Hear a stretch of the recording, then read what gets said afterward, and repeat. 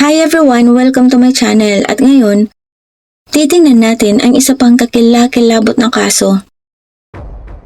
Minsan, ang unang impresyon ay hindi nagsasabi ng buong katotohanan at kadalasan ang taong una nating pinagkakatiwalaan ay siya palang mismong magiging dahilan ng ating pagkawasak. Isipin mong makilala ang isang lalaki, tila isang perpektong tao, mabait, maaasahan at kaakit-akit. Mabilis kang nagtiwala at unti-unti nahulog ang loob mo sa kanya. Ganyan nagsimula ang kwento ni Zenaida Solinari. Isang kwentong halos parang sa isang fairy tale. Isang dalagang galing sa isang simpleng bayan na may malalaking pangarap sa buhay. Iniwan niya ang lahat sa likod upang magsimula ng panibagong buhay sa ibang bansa. At doon nakilala niya ang isang lalaki.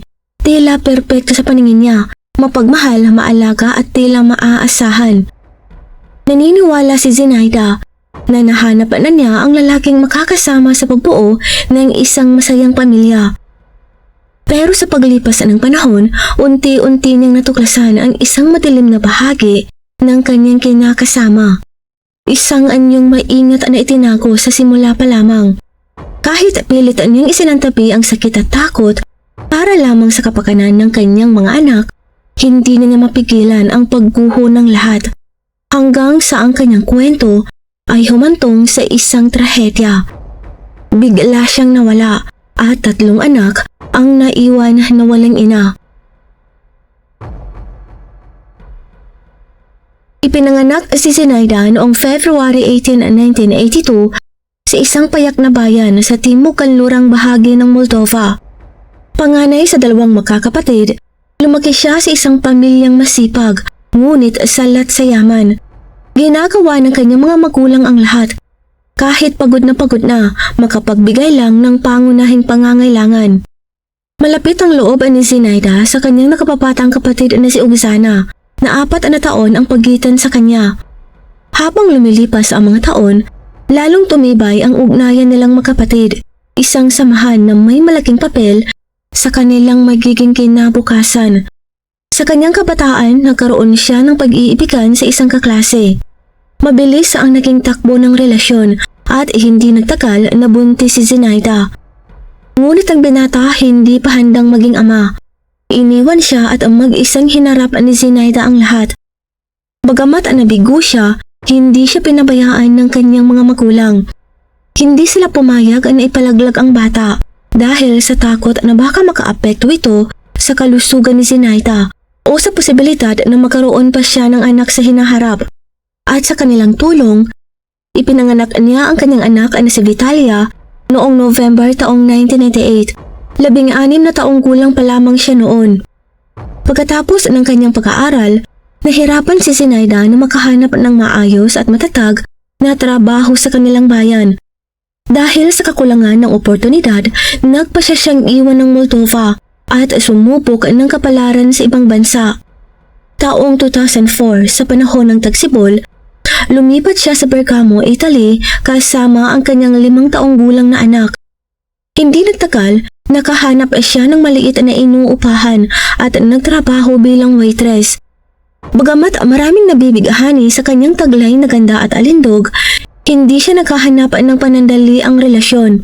Ang nais niya ay katatagan, isang tunay at pangmatagalang koneksyon. At doon niya nakilala si Maurizio Quattrucci, isang lalaking 12 anyos ang tanda sa kanya, nagtatrabaho sa larangan ng construction at interior finishing. Mula pa lang sa simula, porsigido na si Maurizio. Lagi siyang may dalang regalo, hindi na uubusan ng papuri, at isinasama pa silang mag-ina sa mga pamamasyal sa magagandang tanawin ng Bergamo. Sa unang tingin, tila ito na ang simula ng isang masaya at panatag na relasyon. Sa simula, si Maurizio ay tila sagot sa lahat ng dasal ni Zenaida. Maaasahan, may sapat na gulang at laging maalalahanin. Hindi lamang niya sinikap na mapalapit kay Zenaida, kundi pati na rin sa anak nitong si Vitalia. Para kay Zenaida, na hindi kailanman naranasan ang ganitong klase ng malasakit mula sa isang lalaki, ang ipinakitang pag-aalaga ni Maurizio ay tunay na nagkakataba ng puso. Hindi naging issue sa kanya ang akwat ng edad nila. Sa halip, lalong lumalim ang kanilang koneksyon.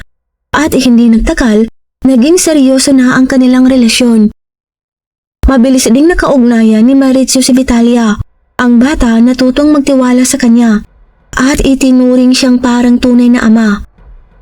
Isang araw, binanggit ni Maurizio na nais niyang ampunin si Vitalia kapag sila'y nagpakasal. Isang bagay na labis na nakaantig sa damdamin ni Zinaida, sa init ng kanyang pagmamahal, sa katiyakang dala ng kanyang presensya at sa tapat na pag-aalaga niya sa anak ni Zinaida. Naramdaman ng ina na sa wakas, natagpuan na niya ang taong makakabuo ng kanyang pangarap. Kaya naman, nang mag-propose si Maurizio, makalipas lamang ang 6 na buwan, agad siyang pumayag walang pag-aalinlangan.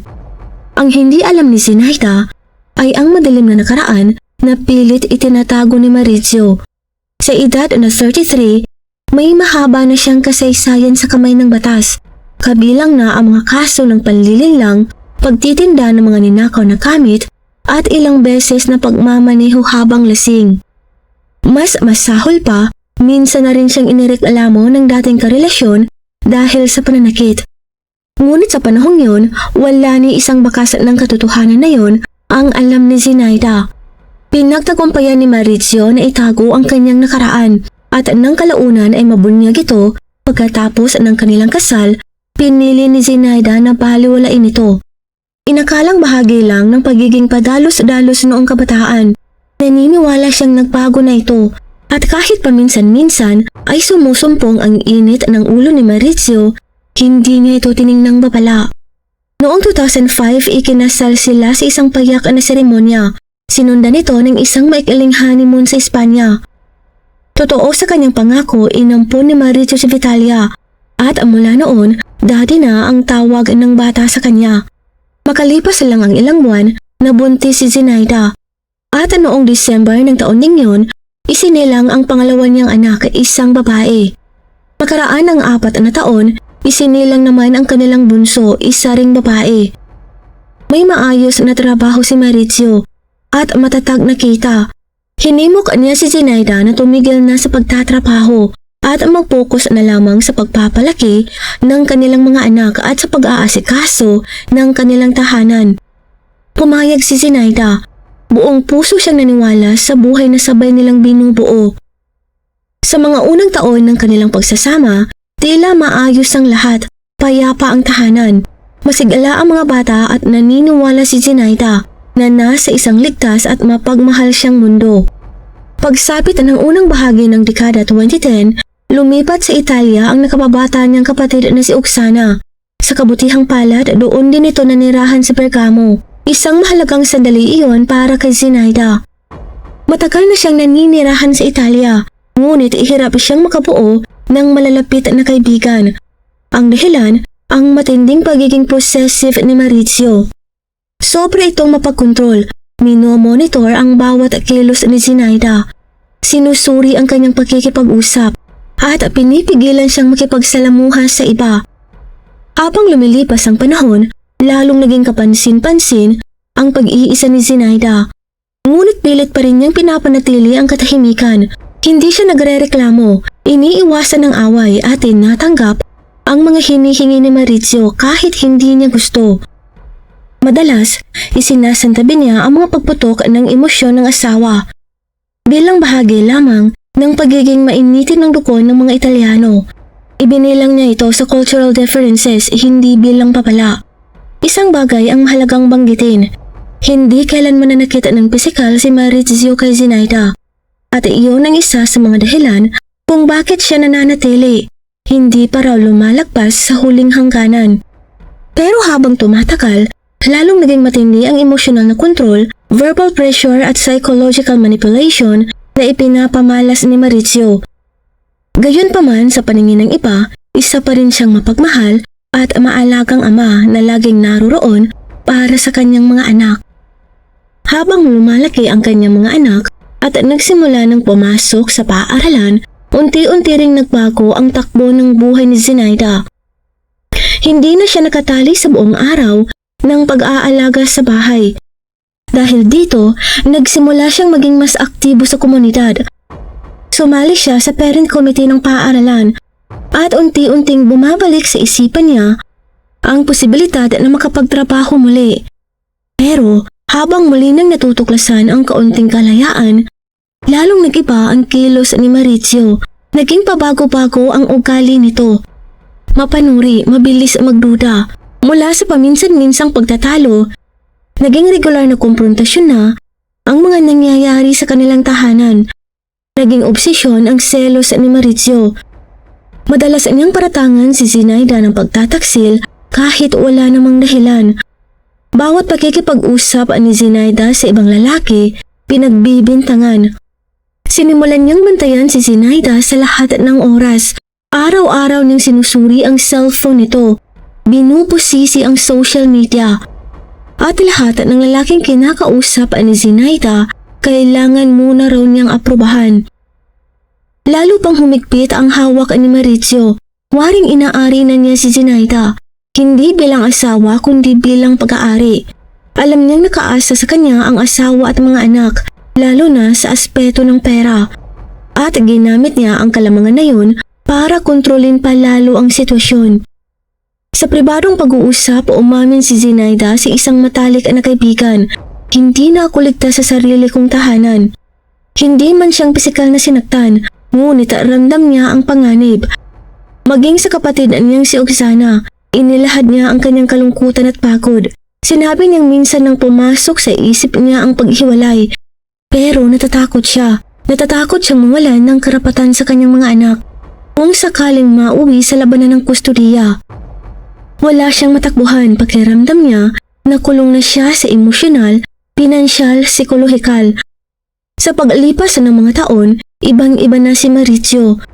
Naging malakas siyang uminom at tuwing lango sa alak, lumilitaw ang isang mapanganib na anyo ng kanyang pagkatao. Hindi mo na siya makilala. Pagsapit ng huling bahagi ng 2018, lalo pang lumala ang lahat. Napatalsik siya sa trabaho matapos makipagtalo sa mga supervisors. At bagamat malinaw na siya ang may pagkukulang, hindi niya ito inako. Sa halip, basta na lang siyang lumayas. Minsan nagtrabaho siya sa isang pizzeria, ngunit dahil sa masungit at mainitin niyang ugali, nagkaproblema rin siya roon at muling nawalan ng kanyang pagkakakitaan. Dahil sa pagkawala ng kanilang pangunahing kita, lalong lumubog sa kahirapan ang kanilang pamilya. Ngunit imbis na bumangon, lalo pang nilamon ng alak si Mauricio. At ang galit niya, lalo pang itinutok kay Zenaida. Sa simula ng 2019, nagdesisyon si Zenaida na kumuha ng trabaho bilang waitress sa isang kilalang restaurant sa bayan. Nais niyang makatulong sa panggastos at muling maging matatag ang kanilang buhay. Pero sa halip na matuwa, tinanggap ni Mauricio ang balitang ito bilang banta. Muli siyang binalot ng matinding selos. Galit na galit siyang hindi niya mabantayan ang bawat kilos ni Zenaida lalo na sa trabaho. Hindi niya alam kung sino ang mga nakakasalamuhan ng asawa at iyon ay parang kabaliwan para sa kanya. Bawat araw sinusumpong si Mauricio ng selos at galit. Pinipilit niyang patigilin sa trabaho si Zenaida. Pero ngayon, hindi na basta sumusunod si Zenaida. Nakadepende na ang pamilya sa kanyang kita. At ang kanyang bagong trabaho, mas malaki pa ang kinikita kaysa kay Mauricio. Noong ito ay nasa rurok ng karera. Sobrang tinamaan ang ego ni Mauricio. Lalo siya naging mapanira. Madalas siyang nang iinsulto at pabagsakin ang kumpiyansa ni Zenaida. At paulit-ulit na sinasabi sa kanyang wala siyang halaga. Tuluyan ang tumigil si Mauricio sa paghahanap ng trabaho, lalo pa siyang nalulung sa alak. Ang insecurity niya ay umabot na sa obsesyon. Tumatanggap si Zenaida ng sunod-sunod na tawag habang nasa trabaho. At kapag hindi siya agad nakasagot, siguradong may away pag uwi niya sa bahay. Ang dating tahimik nilang tahanan naging punong-puno ng tensyon. At si Zenaida nahahati ang sarili sa pagitan ng stress sa trabaho at pait ng tahanang unti-unting sumasakal sa kanya. Dahil sa matinding selos at kontrol, nagsimulang ikiit ni Mauricio na mag-video call si Zenaida habang nagtatrabaho upang patunayan kung nasaan siya at kung sino ang kanyang kasama. Halos buong shift hawak ni Zinaida ang kanyang cellphone at hindi yun nakalampas sa pansin ng mga supervisor ng restaurant. Hindi sila natuwa sa pagkaabala niya. Bilang bagong empleyado, binigyan siya ng papala. Isa pang pagkakamali at baka mawalan siya ng trabaho. Dahil dito, napilitan si Zinaida na patayin ang kanyang telepono habang nagtatrabaho. Umaasa siyang matuturing tanggapin ni Maurizio na siya na ngayon ang tanging inaasahan ng pamilya. Sila'y umaasa sa kanyang kita para sa pagkain, upa at iba pang pangangailangan. Hindi niya maaaring isugal ang trabaho. Pero tuwing hindi siya matawagan ni Maurizio, nag-aalab ito sa galit. Hindi nagtagal, nagsimula siyang bigla na lamang sumusulpot sa trabaho ni Zinaida, walang paabiso. Si Lydia, isa sa kanyang mga katrabaho at kaibigan, naaalala kung paanong sigawan at lait-laitin ni Maurizio si Zinaida sa harapan ng mga tao. Minsan si Lydia na mismo ang sumasalo sa tensyon. Hinihila si Maurizio palayo upang pakalmahin, ngunit hindi ito laging gumagana. At si Zinaida, kita sa kanyang mukha ang takot. Pilit siyang nagpapakatatag, ngunit kitang-kita ang pagod, pangamba at sakit. Hindi niya alam kung anong susunod na mangyayari. Sa mga sumunod na buwan, lalong naging malinaw ang mga senyales ng pagkaubos at pagkapagod. Pumayat si Zinaida. Bagamat nananatiling magalang at palangiti sa mga customers, madali na siyang makulat. Madalas siyang lingon ng lingon sa likuran, parang laging may kinatatakutan. Ang dating ningning sa kanyang mga mata unti-unting napalitan ng lungkot. Upang mas masuportahan ang kanyang pamilya, tumanggap pa siya ng dagdag na trabaho sa isang lokal na hotel bilang tagalinis ng kwarto. Dahil sa kanyang malaartistang ganda, nakakuha rin siya ng ilang modeling gig na may magandang bayad. Sa ilang sandali, tila may pag-aasa na. Mas malaki na ang kanyang kita, mas kaya na nilang mabuhay at unti-unti, nababalik ang kanyang dignidad at kakayahang tumayo sa sariling paa. Pero sa halip na matuwa, lalong naging mapait at marahas si Maurizio. Lasing siya halos gabi-gabi. At bawat araw, laging may bagong away. Ang tahanan na dati kanlungan, naging kulungang puno ng tensyon, galit at takot. Hanggang dumating ang punto ng tuluyang pagbagsak. Isang gabi ng huling bahagi ng July 2019, sa gitna ng isa na namang matinding pagwawala, unang beses siyang sinaktan ni Maurizio at mula noon, hindi na ito tumigil. Ginagawa na niyang regular na bahagi ng galit ang pananakit. Itinutulak si Zinaida, hinahatak sa buhok, kinakaladkad sa braso at minsan sinasampal sa mukha. Maingat niyang itinago ang mga pasa at galos. Laging natatakpan ng damit. Walang ibang nakakaalam kung gaano kabigat ang kanyang dinaranas. Sa isang bihirang sandali, kung kailan hindi palang lasing si Maurizio, sinubukan ni Zinaida na makipag-usap. Buong tapang niyang sinabi, gusto ko na ng hiwalay. Pero ang sagot ni Maurizio, isang pagsabog ng matinding galit. Uunahin ko pang wasakin ng lahat pati sarili ko kaysa pagkawalan ka. Kapag iniwan mo ako, pagsisisihan mo yan. Nagwakas ang gabing yon sa isang panibagong bugso ng karahasan. Sa puntong iyon, wala nang ibang pinanghahawakan si Zinaida, kundi ang kanyang instinto ng ina at takot para sa sariling buhay. Kaya't sa wakas, tumawag siya ng pulis. Dumating ang mga otoridad, maayos siyang kinausap. Hinikayat siyang maghain ng kaso pero tumanggi si Zinaida. Ayaw niyang palalain pa ang sitwasyon. Ang tanging hiling niya, matulungan siyang makaalis ng ligtas. Alam niyang hindi na sila pwedeng manatili sa iisang bubong, kasama ng lalaking minsang minahal niya, na ngayon naging kanyang pinakadelikatong panganib. Wala nang ibang matakbuhan si Zinaida. Kaya't siya kasama ang 3 niyang anak lumipat sa tahanan ng kapatid niyang si Oksana. Buong puso silang tinanggap ni Oksana. Walang pag-aalinlangang sinabi niya, dito muna kayo hanggat kailangan niyo. At sa wakas, doon lang lubos na ilabas ni Zinaida ang totoong bigat ng kanyang pinagdaraanan. Sa unang pagkakataon, umamin siya. Takot siya hindi lang para sa sarili, kundi para sa kaligtasan ng kanyang mga anak. Ikinuwento niya kay Oksana ang mga banta ni Maurizio na kung iiwan siya, sasaktan niya si Zinaida at pati ang sarili. Nakakagulat pa, dahil ang asawa ni Oksana ay pinsan mismo ni Maurizio. Ngunit sa kabila noon, malayo ang pagkakaiba. Ang kanilang relasyon ay puno ng pagmamahal, respeto at katahimikan. Ang asawa ni Oksana ay galit na galit sa ginagawa ni Maurizio at buong-buo ang kanyang suporta kay Zinaida. Pareho silang mag-asawa na humimok kay Zinaida. Ngunit kahit ramdam ang malasakit ng pamilya, nag-aatubili pa rin si Zinaida. Kinabukasan ay sinamahan siya ng asawa ni Oksana pabalik sa dating bahay upang kunin ang kanyang mga gamit. Bumalik siya roon dahil alam niyang posibleng manggulo si Maurizio at hindi nga sila nagkamali. Galit na galit si Maurizio. Hindi pa rin niya matanggap ang naiiwan na siya ni Zinaida. Nakiusap, nagsusumamo, nagbanta. Ngunit nang sabihan siya ng bayaw ni Zinaida na kapag nanakit ka o nanggulo tatawagin namin ang mga pulis, bigla siyang tumahimik. Wala na siyang nagawa kundi manood habang pinupulot ni Zinaida ang mga gamit na kaya niyang dalhin at tuluyang umalis. Pero ang pag-alis sa bahay hindi nangangahulugang ligtas na siya. Hindi nagtagal, natunto ni Maurizio kung saan siya tumutuloy. At nagsimula na namang guluhin at sundan si Zinaida. Ang mas masahol pa, sinubukan pa niyang impluwensyahan ang kanilang mga anak. Sa mga bata, nagpapanggap siya na ama na nagdurusa. Pero kay Zinaida, nanatiling puno ng galit at pagbabanta ang kanyang mga mensahe. Ilang beses nang tinawagan ng pamilya ang pulisya. Hinihikayat siyang magsampa ng reklamo, ngunit ayaw pa rin niyang maghapla.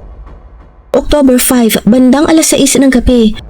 Lasing si Maurizio nang dumating sa apartment ni Oksana, isang tahimik na gusali sa kahabaan ng Via Cremona. Hinahanap niya si Zinaida, pero sabi ni Oksana na sa trabaho pa siya. Ngunit nagpumilit itong makita ang mga bata. Ngunit tumindig si Oksana, hindi ngayon. Umalis ka muna, linisin mo ang sarili mo. Umalis si Maurizio pero habang papalayo, pabulong ang mga mura at reklamo. Ngunit hindi siya lumayo.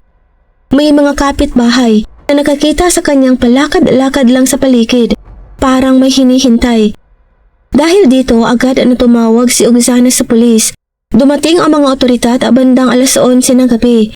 Naglibot at nagsiyasat pero wala silang nakita. Kaya umalis na rin sila. Tahimik ang gabi o akala lang nila. Hating gabi nang pauwi na ang asawa ni Oksana. Habang naglalakad, napansin niya ang isang lumang kulay abong kotse. Pamilyar, parang kotse ni Maurizio. Sinabi niya ito kay Oksana at agad silang naglibot sa paligid. Pero hindi na nila muling nakita ang sasakyan o ang sinumang nagmamaneho nito. Maya-maya nagpadala si Oksana ng mensahe sa kanyang kapatid. Mag-ingat ka ha, sabihan mo kami agad pag nakauwi ka na para masundo ka namin sa lapas. Pero si Zinaida sabi na sa ganitong panganib, pagod na sa mga taon ng pananakot. Ayos lang ako, walang problema, tatawag ako pagdating ko. Isang pangakong hindi na natupad. Ang desisyong umuwing mag-isa nang hindi nagsasabi sa kahit kanino, iyon ang naging pinakamalungkot at di maibabalik na pasya ni Zinaida. October 6, 2019, bandang alas 2 ng madaling araw. Isang malamig at nakapanlulumong sigaw ang bumasag sa katahimikan ng gabi. Nagising si Oksana at ang kanyang asawa na parang tinamaan ng kidlat. Nakatapat sa likod ng gusali ang kanilang mga bintana, kaya wala silang agad na nakita. Pero si Oksana kinutupan. Sigaw yun ni Zinaida, sigaw ng takot, sigaw ng pagtatapos. Walang inaksayang segundo, nagmadali silang bumaba. Pagdating nila sa harapan ng gusali, wala na ang salarin, naglahong parang anino. At sa paanan ng pintuan, naroon si Zinaida. Walang malay, bangkay na halos. Dumadaloy ang dugo sa semento. May mga kapitbahay na nakatawagan na ng ambulansya. Ngunit habang naghihintay, sinubukan ni Oksana na isalba pa ang kapatid. Pilit niyang tinatakpan ng sugat sa leeg, isang malalim na hiwa. Huwag ka munang pumikit, Zinaida, teka lang, kunti na lang. Pero napakarami ng dugo, napakabilis ng pag-akos. At pagdating ng mga paramedic, wala na siya. Patay na si Zinaida Solinari. Wala nang tanong kung sino ang salarin. Iisa lang ang pinaghihinalaan ng pamilya, si Maurizio. Agad nilang ibinigay ang kanyang larawan, ang plaka ng sasakyan at huling lokasyon. Naglabas ng manhunt ang mga pulis, kasabay ng alerto sa buong rehiyon. May mga CCTV na nakakuha ng direksyon ng kanyang pagtakas, ngunit huli na, nakalampas na siya sa lungsod. Ayon sa mga investigador, malamang ay iniwan ni Mauricio ang kanyang sasakyan at nagtago sa mga liblib na lugar. Naglagay ng checkpoint sa mga pangunahing daan, pero hindi pa rin siya nahuli sa loob ng halos 20 oras. Ngunit ang kanyang pagtakas ay walang direksyon, walang plano, walang gamit, walang kasabwat. Gabi rin ng October 6 nahuli si Mauricio habang nagtatangkang magkarga ng gasolina sa isang kalapit na bayan. Nang dakpin, hindi na siya lasing. Sa kanyang pahayag, sinabi niyang mahina na ang kanyang alaala sa mga nangyari. Isinisisi niya ang insidente sa sobrang pag-inom. Aniya, mahal ko pa rin si Zenaida. Wala akong balak na saktan siya. Gusto ko lang makausap siya, isa lang itong malaking pagkakamali. Ngunit kaunti lang ang naniwala. Sa puntong iyon, tapos na ang forensic investigation at ang resulta nakakapangilapot. 18 na saksak ang tinamo ni Zenaida. 3 sa mukha, 7 ang depensa, nasa braso at palad. Palatandaan na pumalag ito. 8 sa leeg at dibdib. Marami sa mga ito ang fatal. Isa sa kanyang baga ay tinamaan, naputol ang carotid artery at pinansala rin ang aorta, 2 sa pinakamahalagang ugat sa katawan. Wala na talaga siyang kaligtas-ligtas. Ang ginamit na sandata, isang malaking kitchen knife. Natagpuan nito mga 60 talampakan mula sa crime scene. Wari itinapon ng salarin habang tumatakas. Sa investigasyon, nagsimulang magbigay ng kalahating katotohanan si Mauricio. Aniya, hindi ko dala ang kutsilyo. Nakita ko lang yun sa paligid. Dinampot ko lang nang wala sa sarili. Ngunit agad itong nabasag ng ebidensya. Sa kanilang bahay, natuklasang may nawawalang kutsilyo mula sa set at iyon ang eksaktong tumugma sa ginamit sa krimen. Muling binuo ng mga investigador ang buong pangyayari. At gaya ng kinatatakutan ni Oksana, matagal nang nakabantay si Mauricio sa labas ng gusali. Naghihintay siya ng ilang oras at kahit tumaan ang mga pulis sa gabi yun, nakatago ito. Ang pananambang ay hindi aksidente, ito ay planado. Hindi kailanman binalak ni Mauricio na sumuko ng payapa. Tahimik siyang nagmukmok sa dilim, nag-aabang habang pauwi si Zenaida mula sa kanyang trabaho sa cafe. Pagkababa pa lang ng sasakyan, agad siyang sinalubong ng bangis. Walang salita, walang paliwanag, tanging karahasan. Mabilis at sunod-sunod ang mga saksak sa dibdib at leeg. Sinubukan ni Zenaida na ipagtanggol ang sarili. Ginamit ang kanyang mga kamay para harangan ng mga patalim. Sumigaw siya, humingi ng saklolo. Isang kapitbahay nagising sa sigaw at agad tumingin sa bintana. Nasaksihan niya mismo ang karumaldumal na pangyayari. Agad siyang tumawag ng ambulansya pero sa loob ng 2 minuto, tapos na ang lahat. Pagkatapos ng krimen, tumakas si Mauricio. Itinapon ang kutsilyo sa tabi ng kalsada. Sumakay sa kotse ng itinago sa isang eskinita at tumakas ng walang direksyon. Ang matagal niyang binabantang pangyayari sa wakas ay tinupad niya. December 2019, nagsimula ang paglilitis. Sa korte, nagpakita si Mauricio ng kunwaring pagsisisi. Anya, hindi raw niya planado ang krimen. Nabugso lang daw ito ng damdamin. Ipinilit pa ng kanyang abogado na napulot lang daw niya ang kutsilyo malapit sa pinangyarihan. Pero hindi pinaniwalaan ng mga taga-usig ang kanyang kwento. Iniharap nila ang matibay na ebidensya na ang kutsilyo ay galing mismo sa kanilang kusina. Pinili ito, dinala niya at ginamit. Hindi ito pigala ang emosyon, ito ay planado. Maraming tumistigo sa korte. Mga kaibigan, katrabaho, mga kamag-anak, at si Oksana, pati ang kanyang asawa. Isinalarawan nila ang paunti-unting impyerno na dinanas ni Zenaida. Emosyonal na pang-aabuso, paninindak, at pisikal na pananakit. May ilang nakakita sa mga pasa sa kanyang katawan. Alam ng lahat na matagal na siyang nakakulong sa takot. Ngunit sa kabila ng lahat, hindi siya kailanman nagsampa ng kaso. Ngunit ang pinakamatinding dagok para kay Mauricio ay nang tumistigo ang panganay na anak ni Zenaida, si Vitalia. Ngayon ay nasa 8 gulang na, matapang siyang humarap sa korte at isinumpa ang ginawa ng lalaking itinuring niyang ama. Hindi na kailangan pang tumistigo ang mga nakababatang kapatid dahil sapat na ang dami ng ebidensya. Haharapin sana ni Mauricio ang habang buhay na pagkakakulong. Ngunit bago matapos ang paglilitis, natagpuan siyang patay sa loob ng kanyang selta.